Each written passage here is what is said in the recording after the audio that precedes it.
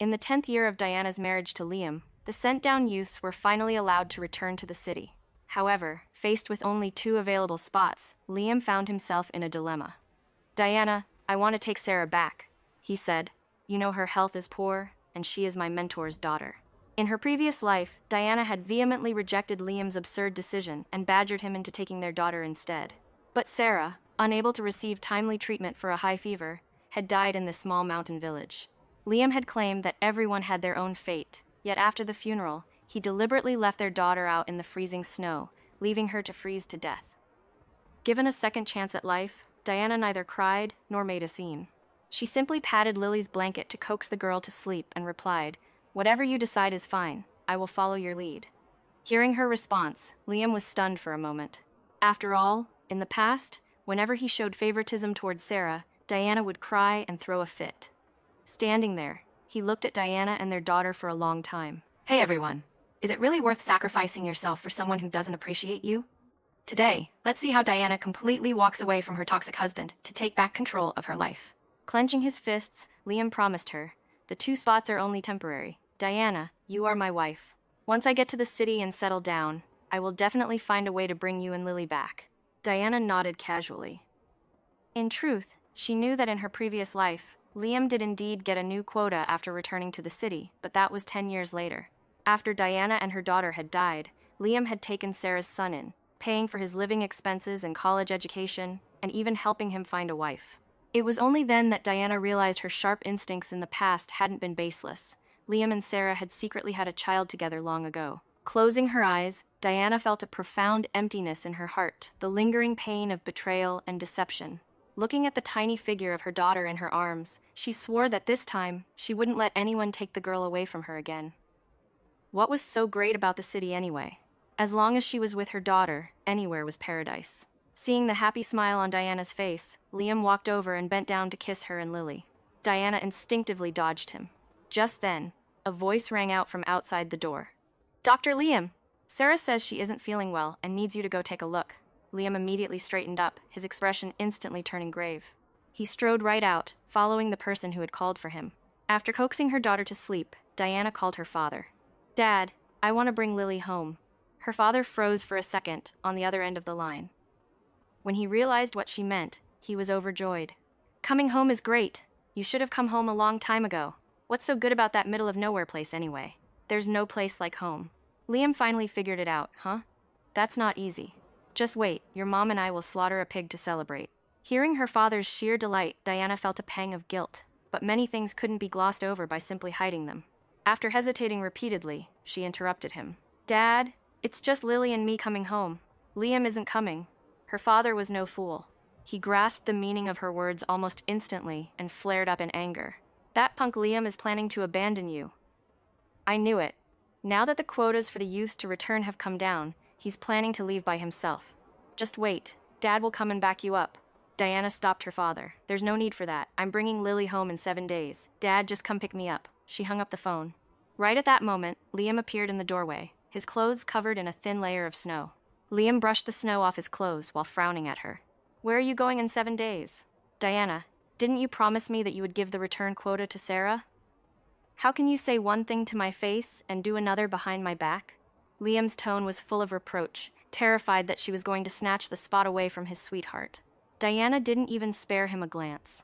Looking as calm as ever, she said, "I called my dad. I'm taking Lily home." Liam was stunned. "Why are you going home out of nowhere?" She looked at him, her expression calm and cold. "I've been married to you for 10 years, and Lily is already 7. She hasn't met her grandfather even once. Shouldn't I go back?" The expression on Liam's face instantly turned awkward, yet he still tried to make excuses for himself. "It's just because work has been too busy." "Diana, you know I'm the only village doctor around here." But Diana didn't want to hear his excuses anymore. She turned and went back into the bedroom. Liam suddenly got angry. "Diana, how can you be so unreasonable? Sarah is still running a fever. I was worried about you and our daughter, so I went out of my way to come back and check on you, and in return, you just give me attitude. If I had known, I wouldn't have bothered coming back at all." "Then don't come back," she said. She meant it. For 10 years, she had been Liam's wife in name only. In reality, she was treated worse than a roommate. Every time he came home, he was either sleeping or bossing her around to do this and that, acting like he was the lord of the manor. If she did even the slightest thing that wasn't to his liking, he would frown and scold her, and Lily would get scolded along with her, called an undisciplined country girl who didn't know any manners. Looking back at the past, she truly had loved Liam. That was why she had repeatedly tolerated his harshness. But it was clear that Liam had no feelings for her whatsoever. Now, she had figured it out. If you can't hold on to the sand, just let it blow away. Since Liam didn't love her, she would let go and go back home to be her father's pig farming girl. Diana's argument with Liam ended with him slamming the door and storming out. Truth be told, she hadn't wanted to fight with him at all. She was leaving in 7 days. Over these next few days, she planned to pack up her and Lily's belongings, return the things they had borrowed from the neighbors, and then she could leave without any lingering attachments. But she never expected Sarah to come knocking on her door uninvited. Sarah was wearing a brand new red sweater that looked quite expensive at first glance. Thinking back to a few days ago, when Diana had planned to take some cash from their savings tin to buy fabric for Lily, only to find the money gone, she already knew exactly what had happened. Yet, she didn't say a word. She was already leaving. Where Liam spent his money and who he spent it on was no longer important. But Sarah clearly didn't think the same way. Tugging at her new clothes, she asked Diana if it looked good. Liam went to the city specifically to buy this for me. He originally wanted to buy me a Dacron jacket, but I thought it looked tacky, so I didn't want it. After saying that, Sarah looked at the altered Dacron jackets and vests that Diana and Lily were wearing. She covered her mouth in feigned shock. "Oh, Diana, I'm sorry. I didn't mean it like that. I didn't mean to say that you and Lily are tacky." Diana looked at the clothes she was wearing, but still remained silent. This outfit was bought for her by her father when she got married. He had told her that being married wasn't like being at home. She had to be frugal from then on, and think more about her husband's family. She had listened to her father's advice. In the 10 years she had been married to Liam, she hadn't taken a single needle or thread from him. Even her daughter's clothes were picked out from her dowry and altered time and time again. It wasn't that she didn't want to spend his money. It was that the vast majority of Liam's money went to Sarah. He said that Sarah was his mentor's daughter and all alone in the world, so it was his duty to take care of her. Therefore, over all these years, whether it was when Diana broke her leg or when their daughter ran a fever so high she passed out, he always stayed right by Sarah's side, never leaving her for a single step. Moisture welled up in Diana's eyes, yet she couldn't shed a tear. She bypassed Sarah, intending to step out and return the lard she had borrowed from the woman next door. But Sarah blocked her path, speaking triumphantly in a voice only the two of them could hear. "I'm heading to the city soon. Liam had 2 spots, but he didn't save either of them for you, did he?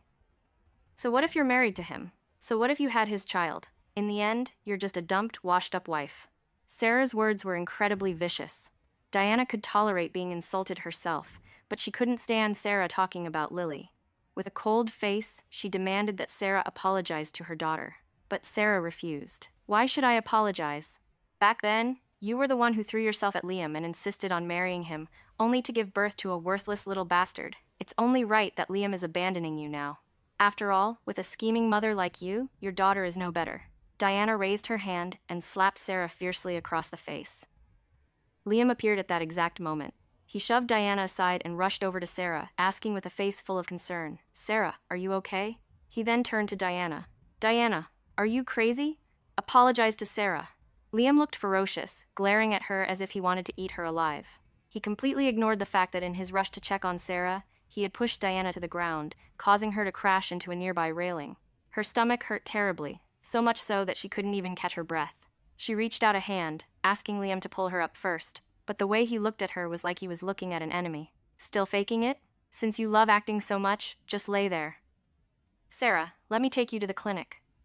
Liam scooped Sarah up into his arms and sprinted swiftly toward the clinic.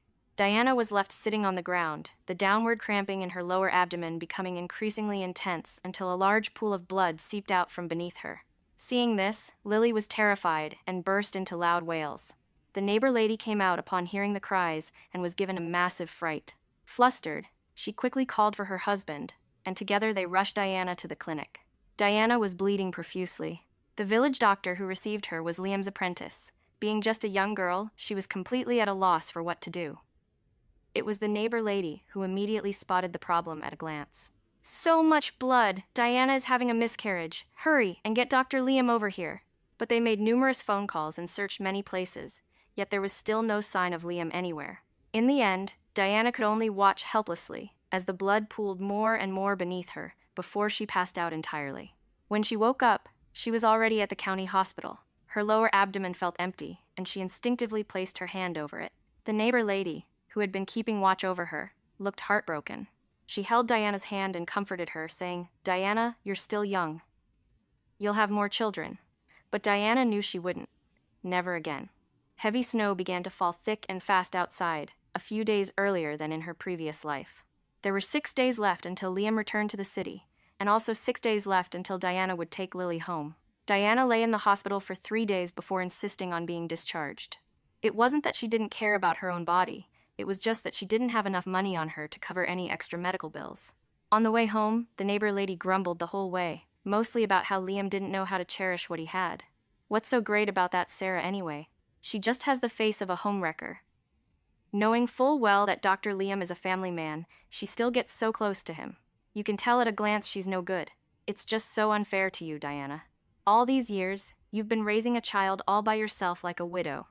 By the way, I heard Dr. Liam got a quota to return to the city. Is he planning to take you or Lily? The neighbor lady asked. He's taking Sarah. Diana had no intention of keeping Liam's secret for him. The neighbor lady's words came to an abrupt halt. She opened her mouth for a long time but couldn't seem to find the right words.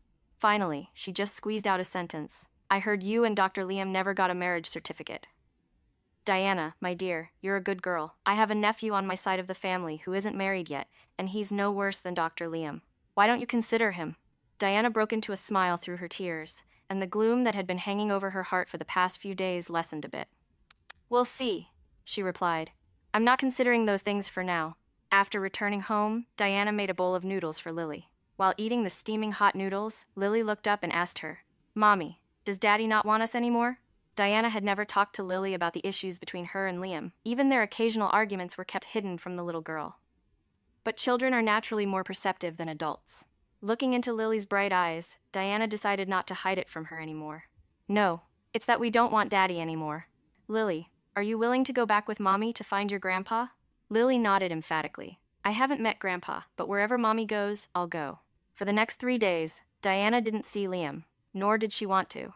Without even having to guess, she knew he was definitely keeping Sarah company. Having packed all of her belongings, Diana found her father's ox cart already waiting outside. Seeing only Diana and Lily come out, his face instantly turned cold. Liam isn't here? He wasn't, but that was better than if he were. At least she wouldn't have to explain to his face where she was going, though she didn't think he would care where she went anyway. Her father fell silent. After a long while, he took Lily from Diana's arms and placed her on the ox cart. He was absolutely delighted with this granddaughter he had never met before. Good, it's better that he isn't here, he muttered. He stole my precious daughter and didn't cherish her. A guy like that, I'll beat him every time I see him. Diana took one last look at the place where she had lived for 10 years, then got on the cart without a shred of nostalgia. By that afternoon, Diana had arrived home. Her mother and younger siblings were already bustling about getting things ready. Seeing her return, they were all overjoyed. Her mother, in particular, was so thrilled that she slaughtered a chicken and piled Diana's bowl high with meat. She still felt it wasn't enough. I originally wanted to slaughter a pig, but your dad is too stingy and insisted there was no need. If you ask me, our daughter coming home is such a joyous occasion, let alone slaughtering a pig, even slaughtering a cow wouldn't be too much. Diana smiled and spoke up. I'm the one who told Dad not to kill it. There are only a few of us here. How could we finish a whole pig? The chicken is just fine. Come on, Lily, say thank you to Grandma and Grandpa. Thank you, Grandma and Grandpa.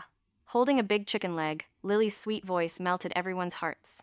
The meal ended amidst laughter and cheerful chatter, with everyone absolutely adoring Lily. It wasn't until bedtime, when Diana's mother brought out a newly made cotton quilt and laid it out for Diana and Lily, that she spoke up after hesitating repeatedly. Diana, I heard from your dad that you had a falling out with Liam this time. Sigh, back then you wouldn't listen to our advice and insisted on marrying Liam. Now that you've suffered and come back, you're not going to go back there, right? Diana understood the meaning behind her mother's words. She was deeply heartbroken for Diana and Lily. During dinner that day, although Diana and Lily hadn't said anything, just seeing Lily scarfing down the food on the table was enough to tell that the mother and daughter hadn't lived well at all over the years. That, along with the worn-out clothes on Lily's back, said it all. Even the village fool that nobody wanted wouldn't wear clothes altered from someone else's. Her mother's heart was aching for her. Diana sniffled and said, Mom, don't worry. I was young and naive before, but not anymore. I just want to stay by you, Dad and Lily, and live a quiet life. I mean it. On her second day back, Diana went around the village to visit a few families who raised pigs. After looking into everything, she told her father, Dad, I want to start a pig farm in the village. A pig farm? Her father was taken aback. There were indeed quite a few people raising pigs in the village, but he had never heard of anyone wanting to open an actual pig farm. Diana pulled out her notebook and quickly went over the research she had done recently with her father. Combined with the knowledge from her previous life, she quickly won him over. Yet, he was still a bit hesitant. Diana, what you're saying sounds good, but no one has ever done this before. I'm afraid. Uncle, what are you talking about that's making you so happy? Diana, you're back too? A hearty voice suddenly rang out from outside the door. It was Ethan from next door. He was holding 2 rolls of brand new fabric in his hands. Glancing at the contents of the notebook, his eyes lit up. Uncle, Diana wanting to start a pig farm is a great thing. The economy is growing rapidly now, and the higher-ups are encouraging us to build wealth. I think Diana's idea is going to work. Really? Her father asked, half believing and half doubting. Ethan sat down and patiently helped him analyze every single detail.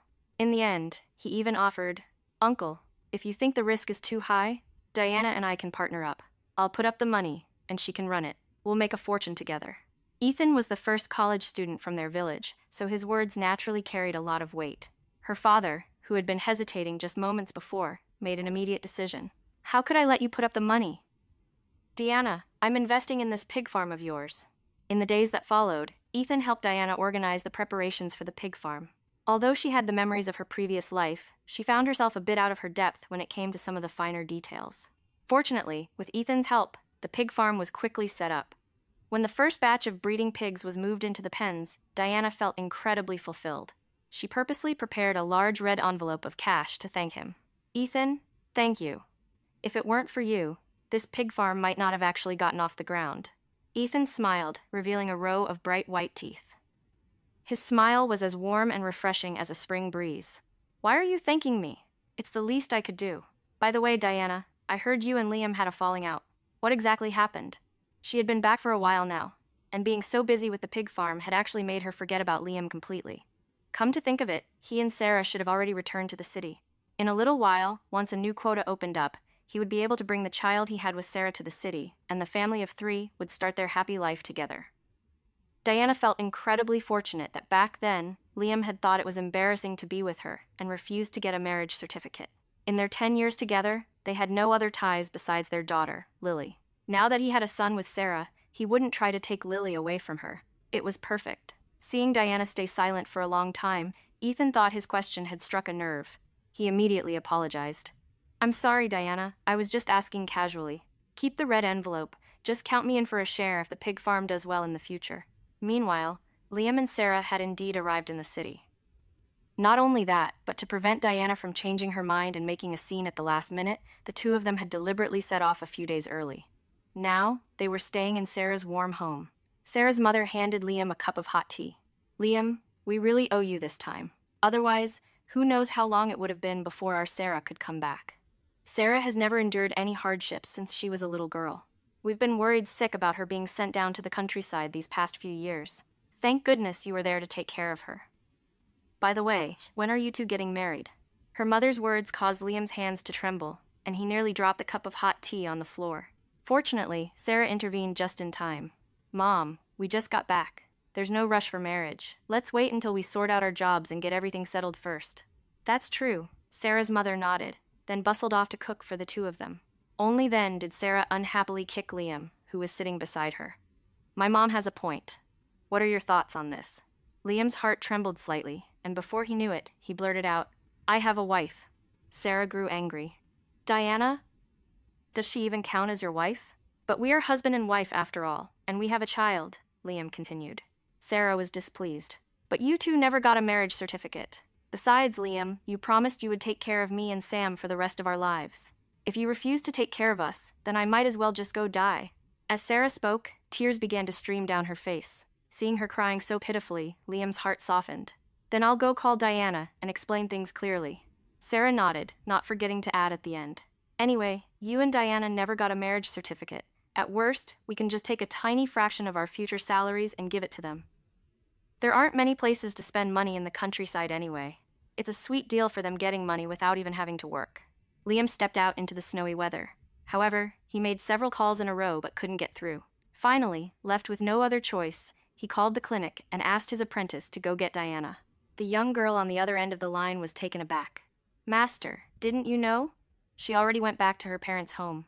It was only then that Liam remembered Diana had indeed mentioned returning to her family home earlier. "Then tell her to call me back when she returns. I have something very important to discuss with her." But Liam waited and waited.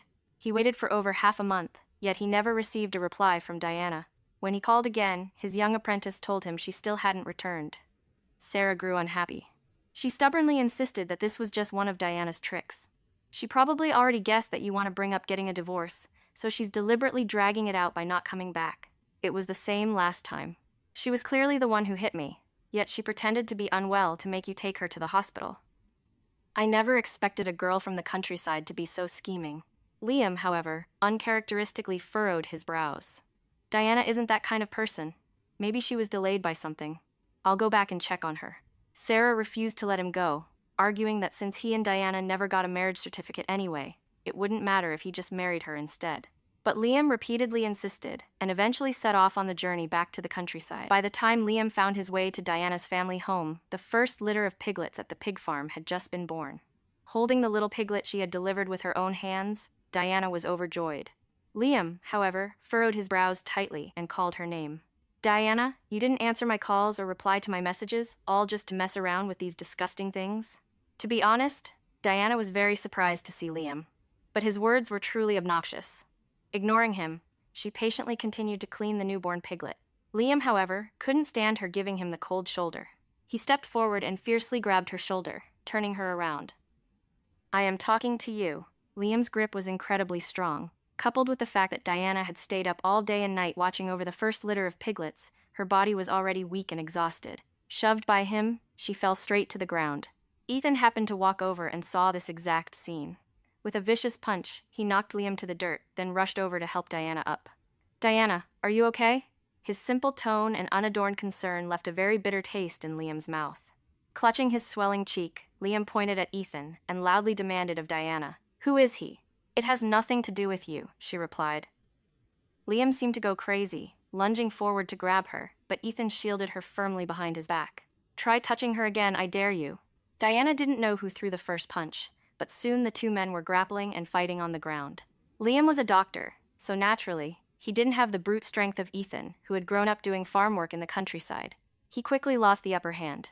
By the time the neighbors heard the commotion and rushed over, Liam was pinned to the ground by Ethan, battered and bruised all over. Seeing the man lying bloodied on the ground, even Ethan's mother couldn't help but gasp. She slapped Ethan on the chest in shock. "Oh, my heavens. Ethan, how could you beat a man up like this?" Ethan's face was also bruised and cut, but he seemed completely oblivious to it. Instead, he spoke up in Diana's defense. "This bastard came right up and put his hands on Diana. It's a blessing I didn't beat him to death." Diana's father also recognized that the man lying on the ground was Liam. His initially worried expression vanished without a trace, replaced by a cold glare as he asked him, "What are you doing here?" "Dad, I came to pick up Diana." Liam spoke through the pain, but before he could finish, Diana's father cut him off. "Don't call me Dad. I don't deserve to be called Dad by the great Dr. Liam. Back then, I vehemently opposed your marriage to my Diana precisely because I knew she was a country girl and you were a city boy. Diana wasn't good enough for you, and I knew that when you finally returned to the city, our Diana would be the one to suffer. But she wouldn't listen. She stubbornly married you, and even gave you a daughter.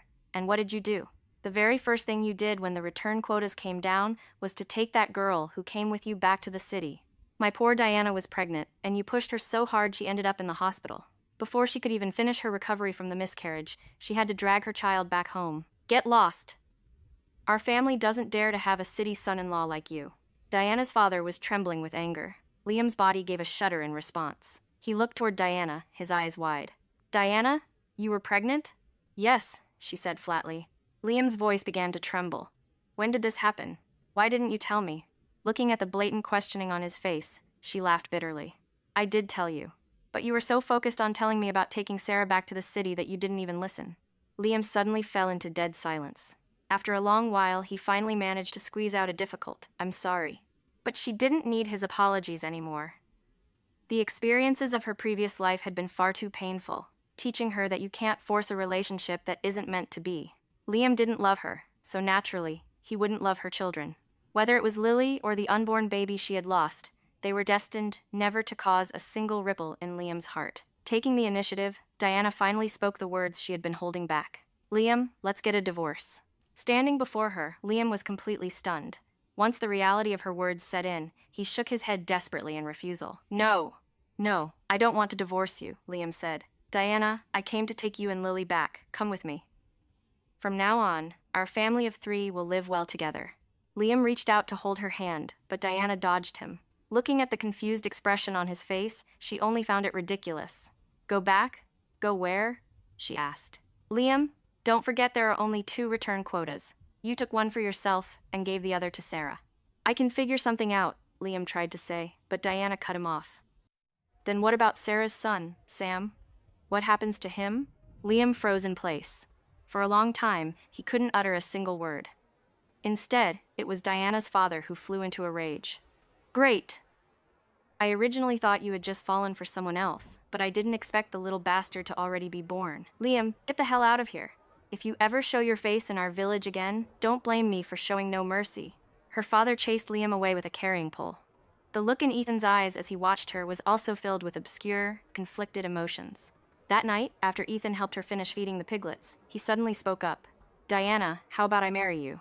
Diana stood frozen in place. Ethan's face was redder than a monkey's bottom, but he still gathered his courage and continued. "Liam isn't a decent man. He had you and Lily, yet he wasn't satisfied. I'm willing to take care of you and Lily for the rest of my life. If I fail to do so, may I be struck down by lightning." Under the incandescent light, a blushing Ethan swore his oath to her. For some inexplicable reason, Diana could hear the sound of her own heartbeat. It was as if something that had died inside her had suddenly come back to life. Yet, she still turned her head away in a panic and said, "Ethan, we're not a good match." Ethan, however, was persistent. "Why aren't we a good match?" "Diana, you don't know this, but actually, Thump. The sound of a heavy object hitting the ground interrupted Ethan's words, followed immediately by the barking of the dogs in the pig farm. Ethan grabbed the iron shovel nearby and headed outside. With the end of the year approaching, wolves were running rampant. Just a few days ago, one had bitten a newborn piglet to death. Ethan had been heartbroken over it and swore he would slaughter the beast with his own hands no matter what.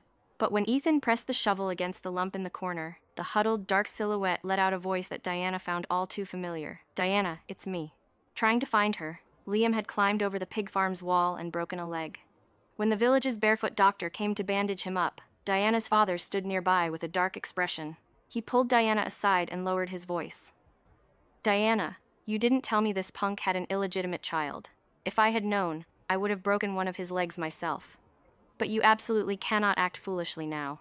He already cared more about that Sarah girl than he did about you. And now that he has a son..." Diana understood what her father meant. She patted his hand to reassure him. "Don't worry, Dad. I'm not that stupid. Liam and I are completely finished." When Liam woke up, he happened to hear those exact words. Anxious, he immediately tried to scramble out of bed, ignoring the tearing pain in his injured leg. "Diana, do you not want me anymore? I can explain. Sam isn't my child with Sarah. You're still lying." Diana's father roared in anger. "If the child isn't yours, then whose is it? Did he just pop out of a rock? Let me tell you, Liam, if it weren't for the fact that you have a broken leg, I would beat you to death right here today." Her father's chest heaved with fury. Diana also looked at Liam on the bed and asked him, "Fine, then I'll give you a chance to explain. Tell me, whose child is it?" Liam suddenly fell completely silent. Diana knew he was protecting Sarah. Whether it was in the past or present, as long as it involved Sarah, Liam would always compromise, even if that decision hurt Diana and Lily. Looking at Liam, who remained completely silent on the hospital bed, she actually felt that everything was incredibly meaningless. Since you don't want to say it, then don't. Focus on recovering from your injuries, and once you're healed, leave. Taking Lily's hand, Diana walked out without looking back. Liam wanted to say something, but in the end, he didn't speak, collapsing back onto the bed in dejection. Liam's leg injury wasn't severe. He could have gone back in about a week. Yet, he stubbornly lingered around for over a month. During this time, he tried every possible way to get close to Diana and Lily, but was ruthlessly rejected every time. When he tried to help her feed the pigs for the umpteenth time, but nearly choked a piglet to death, Diana finally couldn't hold back anymore. She took the initiative to call him over. Liam, come here, I have something to say to you. Liam immediately dropped what he was holding and ran over to her, trying to please her. Deanna, have you changed your mind? I've thought it through. You and Lily will come back with me. Although you don't have a job, my salary alone is enough to support both of you. Later, I'll figure out a way to find you an easier job. But she cut him off. Liam, in our 10 years of marriage, how much money have you ever given me? How many pieces of clothing have you bought for Lily? You gave all your money to Sarah. As for Lily and me, you never even gave us a second thought. Liam opened his mouth, and after a long while, he barely managed to squeeze out a sentence. Sarah, it's not easy for a girl to be out here all alone. I figured.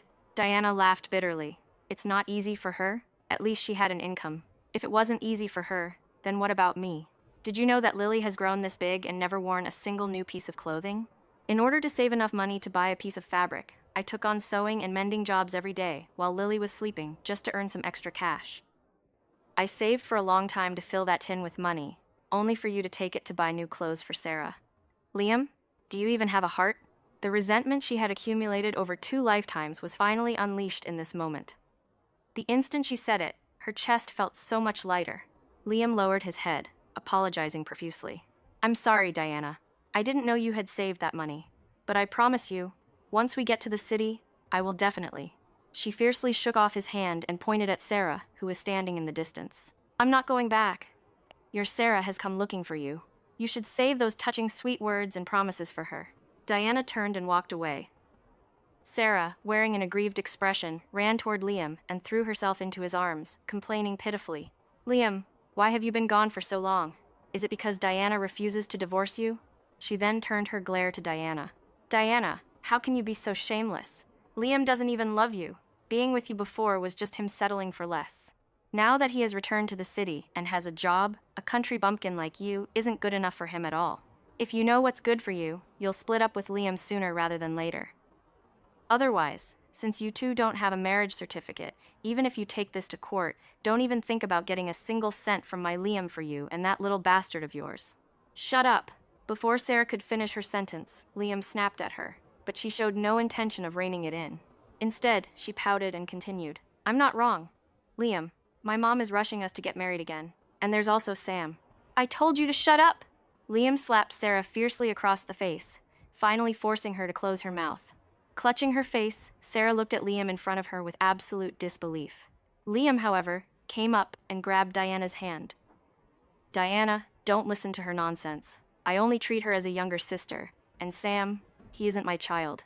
He was born back then when she messed around with someone else just to get a quota to return to the city. In order to win Diana back, Liam publicly tore away Sarah's last shred of dignity. Seeing the disgusted looks from the people around them, Sarah broke down on the spot. Liam, how do you have the nerve to talk about me? You hooked up with Diana just to make your own life a little easier, and now you want to act like you're the victim. I just wanted to make my life a little better too. Is that wrong? If I'm not clean, are you any better? If you hadn't promised that you could take me back to the city and help solve Sam's residency registration problem, who in their right mind would want to be stuck with you every single day? Everyone, come look! Liam is abandoning his wife and child for the sake of his own future. He's an animal, Sarah shouted at the top of her lungs. Soon, all the shameful things Liam had done were known to everyone. The two of them began to brawl right there, and it wasn't until someone called the police that they were finally pulled apart. With the situation blowing up so much, the leaders from Liam's work unit also arrived. After hearing what Liam had done, they looked as if they wanted to slice him into 1,000 pieces right on the spot. The leader asked Diana what kind of resolution she wanted. Even though Liam repeatedly promised that he would definitely give Diana and Lily a good life, she still firmly chose to get a divorce. The leader then forced Liam to pay Diana a sum of compensation before arranging for someone to escort her and Lily home. Diana later heard that Liam lost his job over this incident. Consequently, his and Sarah's return quotas were also canceled, leaving them with no choice but to stay in that middle-of-nowhere place. Furthermore, because of their poor moral conduct, Liam couldn't even work as a basic village doctor anymore. The two of them were reduced to doing odd jobs every day just to earn a living. It wasn't that Liam didn't think about coming to find Diana again, but every time, before he could even reach the village entrance, someone would throw a burlap sack over his head from behind, beat him up, and toss him out of the village. As time went on, he no longer dared to show his face. Meanwhile, Diana's pig farm grew more and more prosperous, making her family the first 10,000 yuan household in the village. Ethan still came to help at her pig farm frequently, and she gave him half of the shares. She also no longer avoided his expressions of affection. Their wedding was set for the end of the year. Unlike her first marriage, which had neither a wedding ceremony nor a marriage certificate, this time Ethan slaughtered several pigs and hired the best chef from the city to handle their wedding banquet. Amidst the joyous atmosphere, the first snow of winter quietly arrived without anyone noticing. Wearing a bright red wedding dress and holding Lily in her arms, Diana watched Ethan walking toward her step by step, and suddenly tears streamed down her face. Given a second chance at life, she had finally protected her daughter, and an even better life was waiting for her in the future. Sometimes walking away is the ultimate freedom, and living your best life is the sweetest revenge. What did you guys think of Diana's bold move? Catch you in the next one.